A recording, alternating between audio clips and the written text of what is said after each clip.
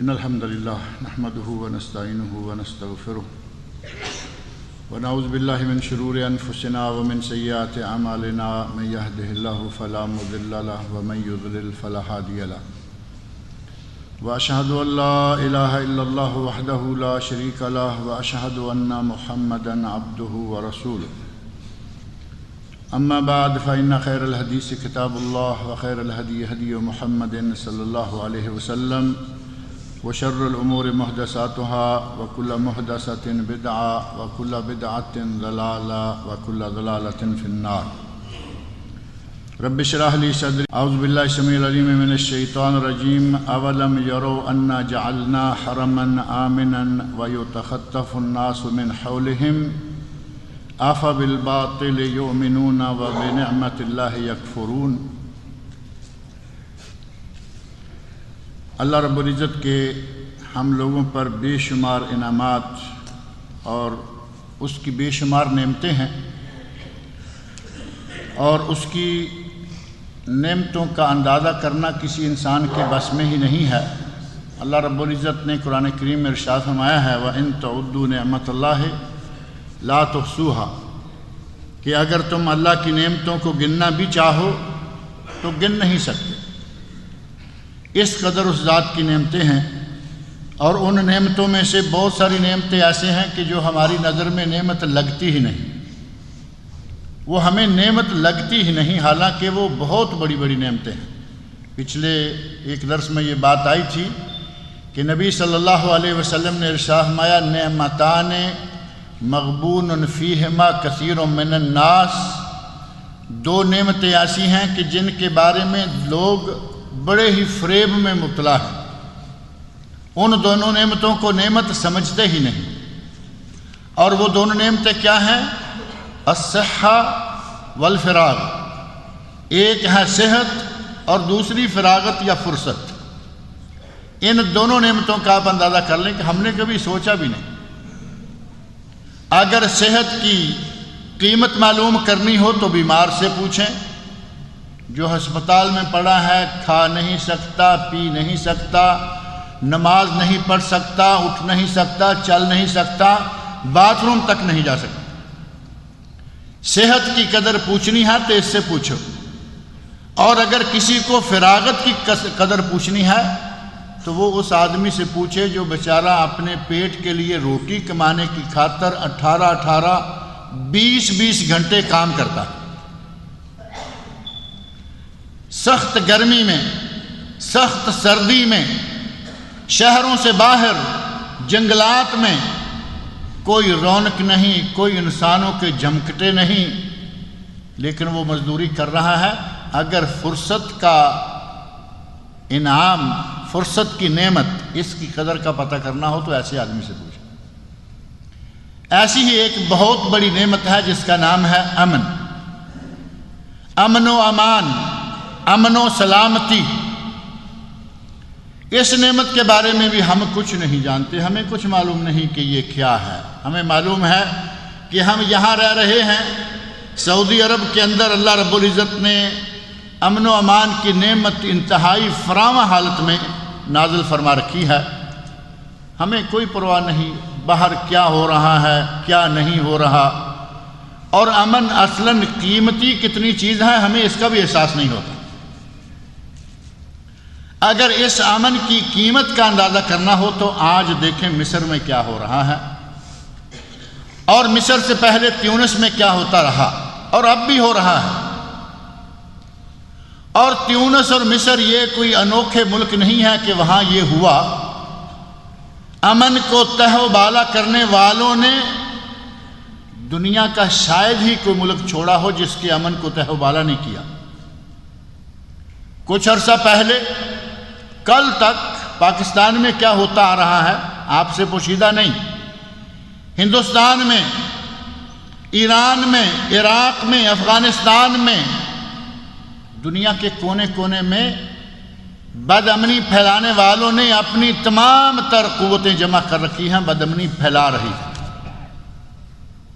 اور یہ سلسلہ اب نہیں شروع ہوا. بعض لوگ سمجھتے ہیں کہ شاید یہ سیاست آ گئی، سیاست بن گئی اور سلسلہ شروع ہو گیا.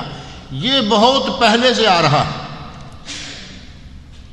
اللہ رب العزت نے بنی اسرائیل کے بارے میں قرآن کریم میں فرمایا کہ بنی اسرائیل کو فرعون اور اس کی قوم نے فتنہ میں بد امنی میں مبتلا کیا ہوا تھا۔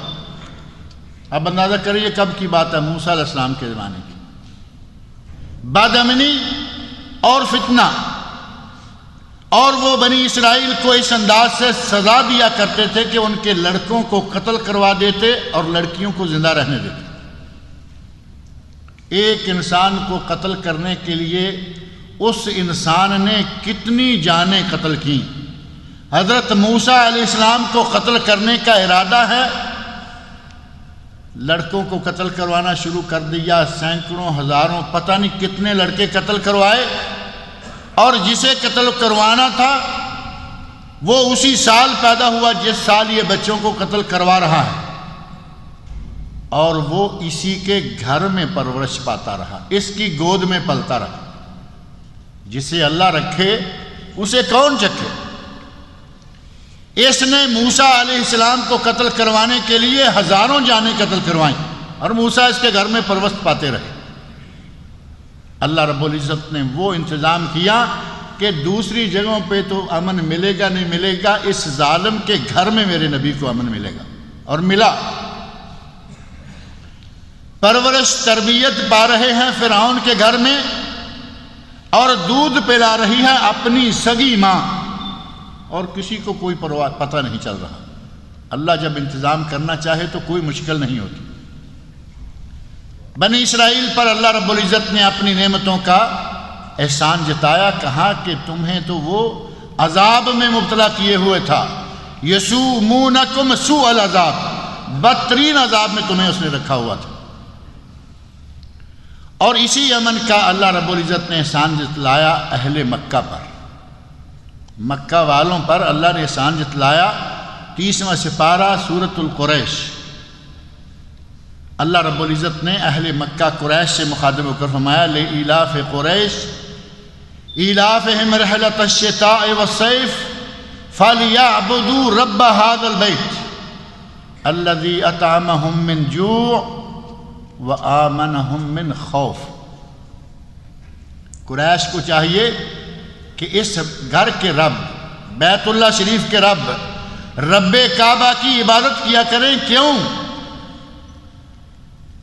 انہیں اپنی نعمتیں کہ اللہ نے ان کو سفروں میں امن و امان عطا کیا ہوا ہے، یہاں گرمی ہوتی ہے یہ شام چلے جاتے ہیں، یہاں سردی ہوتی ہے یہ یمن چلے جاتے ہیں۔ لإیلاف قریش ایلافہم رحلۃ الشتاء والصیف، گرمی اور سردی کے سفروں کو اللہ نے ان کے لیے آسان کیا ہوا ہے۔ جہاں سردی ہوتی ہے یہاں گرمی ہو وہاں گئے، یہاں سردی ہو جہاں گرمی ہوتی ہے وہاں گئے۔